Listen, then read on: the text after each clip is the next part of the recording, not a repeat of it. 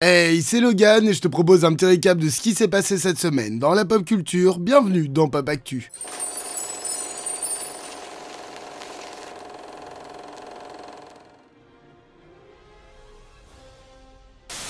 Après 118 jours de grève et de nombreuses discussions avec la MPTP, le syndicat des acteurs a annoncé ce 9 novembre la fin de la grève. Bien que le contrat en soi n'ait pas encore été publié dans son intégralité, le site de la SAG-AFTRA nous donne quelques pistes sur ce qui a été accepté par les studios. Ils obtiennent un meilleur encadrement face à l'intelligence artificielle, une augmentation de salaire de 14,5% sur 2 ans pour les acteurs principaux, une augmentation de 18,5% pour les seconds rôles, les acteurs qui jouent dans des produits de SVOD auront un bonus en plus de leur salaire résiduel qui ont eux aussi été augmentés, une meilleure équité pour les artistes make-up, un meilleur encadrement sur le sexisme et le harcèlement sexuel. Pour les castings, les acteurs auront accès au scénario minimum 48 heures avant et s'ils doivent mémoriser un texte, ils devront être rémunérés. Lors des castings à nouveau, il sera interdit de demander aux comédiens de se dénuder. Un meilleur aménagement pour les acteurs mineurs, seniors ou handicapés. Les acteurs qui doivent déménager pour les besoins d'une série devront être dédommagés de 5000 $ par mois. Les studios ne pourront pas utiliser le scan d'un acteur pour l'incorporer où ils le souhaitent sans son accord. Et pour finir, toutes ces nouvelles clauses devraient rapporter plus d'1 milliard de dollars au syndicat, permettant de rémunérer tout le monde et offrir des aides sociales. C'est une grande victoire pour le syndicat et le cinéma, la plus grande grève d'Hollywood est finie et les tournages reprennent.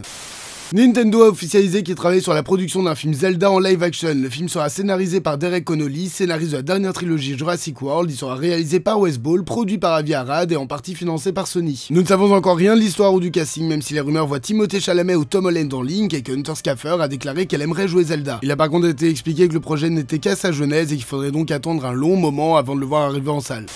Il y a quelques semaines, avec la grève, Marvel avait pris la décision de décaler plein de projets. Le prochain qui allait sortir était donc Captain America Brave New World le 3 mai 2024. Il y a donc eu des projections tests et c'est une catastrophe. Le film n'a eu que des avis négatifs, 3 scènes majeures doivent être coupées ou modifiées, bref, ça va pas du tout. Le film va donc passer par une phase de reshoot, un retournage qui s'effectuera de janvier à mai prochain. Il est donc bien évidemment décalé, sortira maintenant le 14 février 2025. Avec la fin de la grève, Deadpool 3 reprend son tournage et sortira maintenant le 24 juillet 2024. Il sera d'ailleurs le seul film du MCU à sortir cette année-là. Les 4 Fantastiques est décalé du 14 février au 30 avril 2025. The Thunderbolts est décalé de juillet 2024 au 23 juillet 2025. Et pour finir, Blade est décalé de septembre 2024 au 5 novembre 2025. Bon, restons positifs, Marvel se remet en question, prend son temps et peaufine ses films, y a plus qu'à espérer que ça aille mieux après.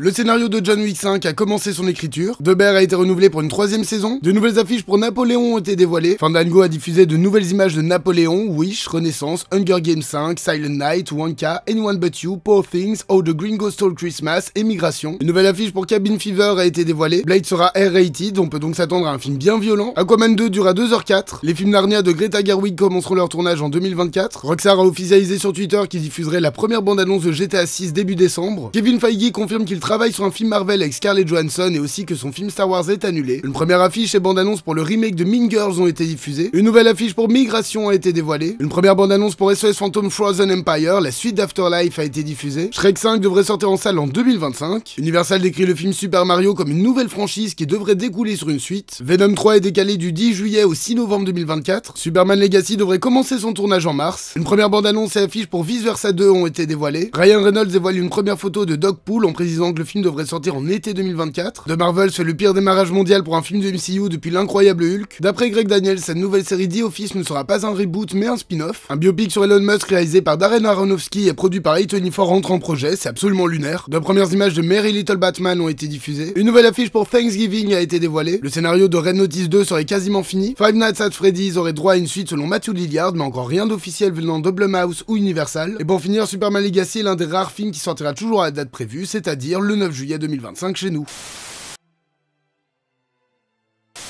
Le jeune Coriolanus est l'un des derniers descendants de la famille Snow, autrefois aisée. À l'approche des 10e Hunger Games, il est assigné à être le mentor de Lucy, originaire du district 12, le plus pauvre de Panem. Elle a su captiver le public et Snow voit une occasion de changer son destin en s'alliant à elle. C'est une course contre la montre qui commence pour survivre et savoir s'il deviendra un serpent ou un oiseau chanteur. Le 5e film de la saga Hunger Games, très attendu par les fans, sortira en salle ce 15 novembre.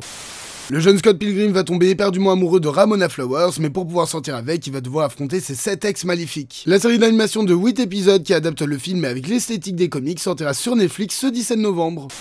Pour célébrer la fin du lycée, Tara, Sky et M partent en vacances entre copines. Des vacances de tous les excès, agrémentées de cuites, nuits blanches, garçons, etc. Mais est-ce que Tara est prête pour ça et est-ce qu'elle est libre d'accepter ou de refuser ce qui se présente à elle? Le film qui a eu un énorme succès critique à Cannes et qui a remporté le prix Un Certain Regard sortira ce 15 novembre en salle.